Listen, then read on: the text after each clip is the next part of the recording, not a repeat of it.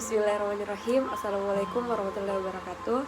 Halo guys, perkenalkan nama saya Nurlaliza Burhanuddin, NIM 45221091 dari kelas 1D D4 Administrasi Bisnis. Kali ini saya akan membahas mengenai dasar-dasar komunikasi bisnis. Harold Laswell berkata, cara terbaik untuk menggambarkan komunikasi adalah dengan menjawab pertanyaan siapa mengatakan apa, dengan saluran apa, kepada siapa, dengan pengaruh bagaimana. Oke, pertama, definisi komunikasi.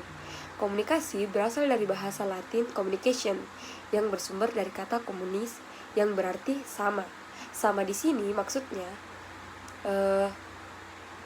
adalah sama makna.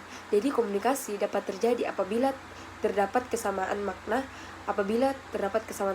yang dimana mengenai suatu pesan yang disampaikan oleh komunikator dan diterima oleh komunikan. Oke, selanjutnya konteks komunikasi. Apa itu konteks? Konteks itu bermakna pertalian. Konteks komunikasi itu maksudnya komunikasi dapat terjadi kalau situasi dan kondisi setempat tidak ada gangguan antara komunikator dengan komunikan, serta sarana atau media komunikasi saling berkaitan. Contohnya, yang pertama, komunikasi dipengaruhi oleh keadaan yang terjadi. Yang kedua, secara fisik, konteks komunikasi selalu terjadi dalam beberapa pengaturan. Yang ketiga, secara sosial, komunikasi terjadi suatu hubungan antar para pihak yang melakukan komunikasi, yaitu antar komunikator dengan komunikan. Yang keempat, yaitu latar belakang budaya dari para pihak yang melakukan interaksi atau komunikasi. Dan yang kelima, kronologis dalam suatu interaksi. Selanjutnya, komponen dasar komunikasi. Yang pertama, komunikator dan komunikan. Komunikator adalah orang yang menyampaikan pesan atau maksud dan tujuan tertentu kepada komunikan atau penerima pesan. Jadi komunikan ini sangat berkaitan dengan komunikator. Komunikan adalah orang yang menerima pesan, sedangkan intinya komunikator itu adalah orang yang memberi pesan. Yang kedua, feedback. Apa itu feedback? Feedback adalah umpan balik atau respon dari komunikan. Yang ketiga, pesan. Pesan adalah isi dari sesuatu yang ingin disampaikan, bisa berupa maksud atau tujuan. Yang keempat, media. Media adalah alat penghubung atau sarana dalam penyampaian pesan dalam komunikasi. Dan yang terakhir, efek. Efek adalah akibat atau pengaruh yang ditimbulkan dari komunikasi setelah menerima pesan. Selanjutnya ialah tujuan komunikasi. Tujuan komunikasi ada banyak hal. Di antaranya yang pertama, memberi informasi kepada lawan atau diberi informasi oleh lawan dan mempengaruhi orang lain. Tujuan komunikasi juga yaitu menyelesaikan masalah, mengambil keputusan, atau mengevaluasi perilaku. Selanjutnya, prinsip komunikasi. Jadi ada beberapa prinsip komunikasi.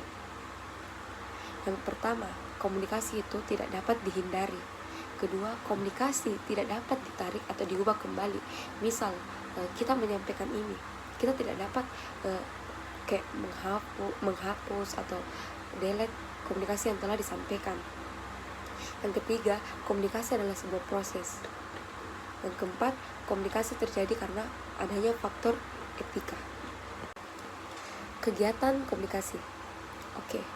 Kegiatan komunikasi itu ada terbagi menjadi dua. Yang pertama, media non-elektronik atau konvensional. Yang kedua, media elektronik. Media non-elektronik itu berupa seperti bahasa lisan atau isyarat tubuh, kertas. Kertasnya itu seperti surat, koran, majalah, tabloid, dan sebagainya. Sedangkan dari media elektronik yaitu seperti TV, HP, video conference, teleconference, dan lain-lain. Proses komunikasi. Jadi terlihat pada gambar ini adalah merupakan proses dari komunikasi. Yang pertama, adanya sumber yang dimana menyampaikan kepada penerima. Ini message pesan, menyampaikan pesan kepada penerima. yaitu biasa disebut dengan encoding. Terus penerima ini mencermati atau menyimak apa yang telah disampaikan, lalu membalas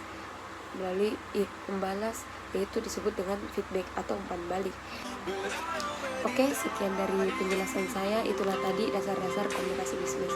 Lebih dan kurangnya mohon dimaafkan. Assalamualaikum warahmatullahi wabarakatuh.